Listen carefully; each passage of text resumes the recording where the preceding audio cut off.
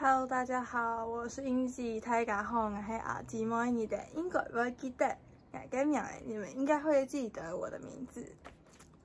好，今天影片一开始，我要先宣布一个重要的讯息呢，就是以前我的频道是周更的频道，现在我要改成双周更了，也就是说要2个礼拜才能够看到一次我的影片。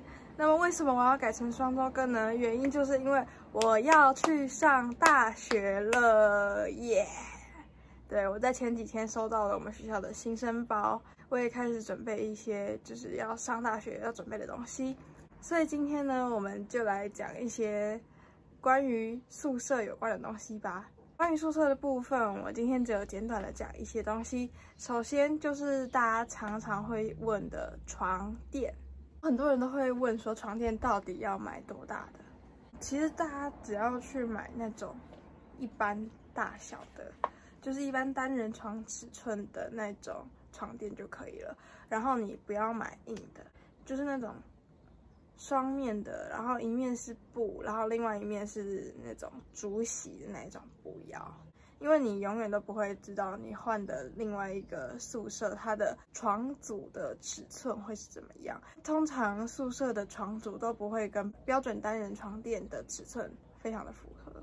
例如说，我之前住的宿舍啊，我买标准的单人床尺寸的床垫，然后我的长度大概少了这么大一截。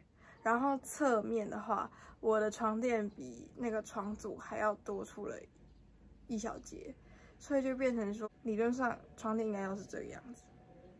然后我高中3年，我的床垫一直都是这样。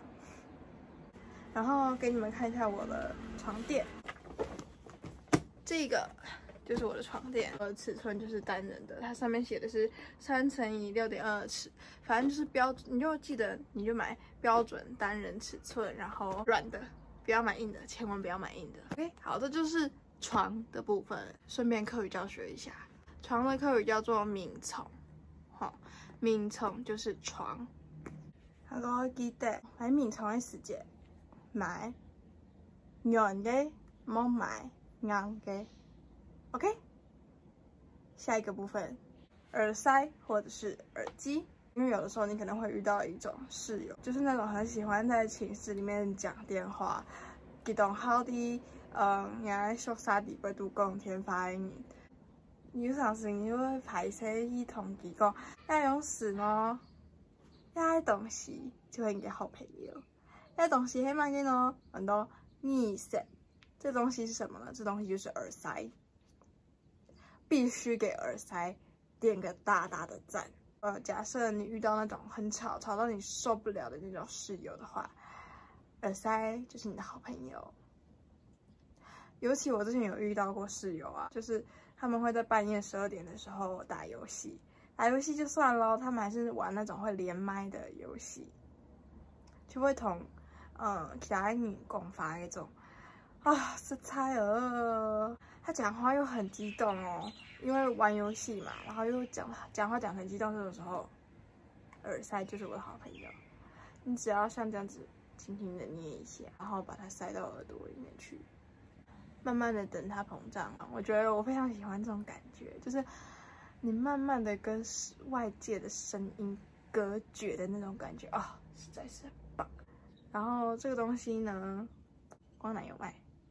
一组大概20-30塊，20-30 kel， 係咪？佢係一種最愛用嘅。有一種係潮水時代嘅嗰種，係就唔是代購，每次都一種就等好用嘅。然後還有一個就是抗噪耳機，就是如果你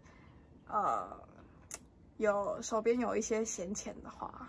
你可以选择去买一个抗噪耳机，对，就不用像我买这个东西，因为这个东西它其实虽然它可以很有效的隔绝外界的声音，但是它不能听音乐，它就只能安安静静的。就是如果你喜欢安安静的话，那我觉得你非常的适合这个东西 ，OK。然后再复习一下，耳塞它的客语叫做逆塞的，耳机的客家话叫做逆机。再来的话就是第3样东西就是锁。锁为什么很重要呢？因为你有的时候你可能会带一些电脑啊，比较贵重的东西。学校的衣柜或者是学校的抽屉，通常至少会有1样东西是可以锁的。以前我高中住校的时候，是我们的衣柜还有我们的抽屉有一格是可以锁的。我本身是没有被人家偷过东西，但是我亲眼看过，就是那个锁被撬开。这是因为我室友有一次忘记带钥匙，可是他的制服全部锁在衣柜里面，所以我的另外一个室友帮他开，所以才会看到这个锁被撬开。我真的没有做坏事。然后，还有一个很重要的一件事情，就是我的室友，他曾经被他的前室友偷过钱，而且偷了这个钱呢，数目不小，就是有上万，而且还要不回来。对，所以大家记得锁要记得锁好，就是一句话叫做“害人之心不可有，防人之心不可无”。然后还有锁的客家话要怎么说呢？锁的客家话叫做“锁”，然后钥匙的客家话叫做“锁匙”，就是钥匙。好，那今天就先简单的讲到这里。如果大家对宿舍还有任何的问题的话，欢迎大家就是底下留言给我，或者是到我的 IG 或者是 Facebook 粉丝专页来找我。名字就叫做樱记，樱花的樱，广丰霁月的霁，你们应该会记得我的名字。今天的影片就到这边结束，祝大家都有一个平安又快乐的小沙神发。2个礼拜过后要记得来哦，大家要记得按赞、订阅、分享、留言。点赞、订阅、分享、留言，你喺下節目可以走嚟了。